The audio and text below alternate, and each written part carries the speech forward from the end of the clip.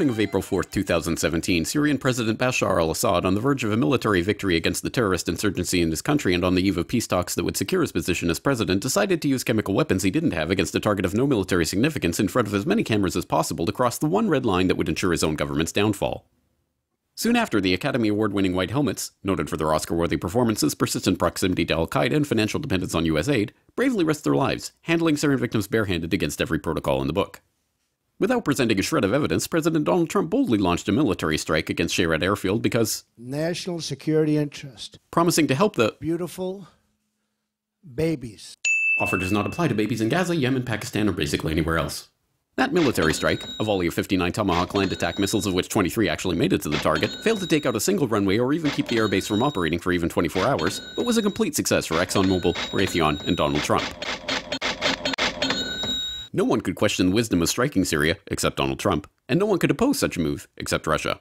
The Trump train, still convinced by candidate Trump, and by listening to guys like Lindsey Graham drop bombs here, drop bombs on Assad, drop bombs on ISIS, oh, but they're fighting each other, so maybe we shouldn't do that. And so could you convince Putin to get Assad to step aside? Well, they've been trying to do that. Could I? I don't think it's that important, to be honest with you. I think, frankly, let's say you get rid of Assad or you knock out that government, who's going to take over? The people that we're backing, and then you're going to have, like, Libya? Concluded that this was seventh-dimensional backgammon to make China afraid of the U.S.'s willingness to spend $100 million in a fearsome show of failing to destroy a single airfield.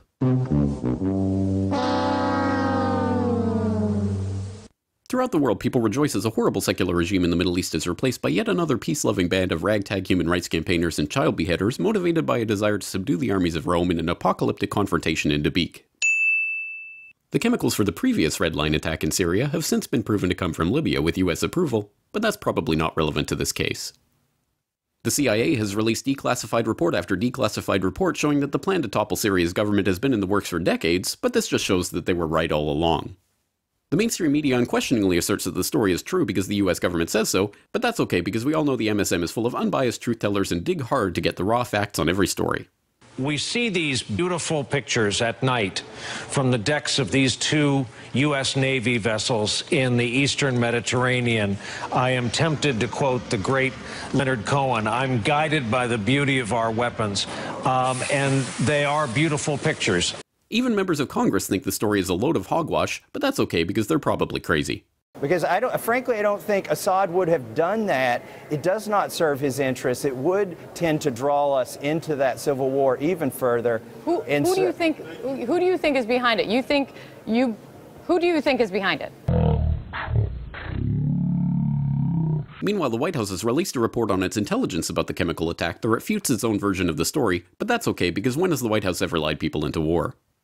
This man doesn't exist, and if you think he does, you're an enemy of humanity who should apologize for having been born.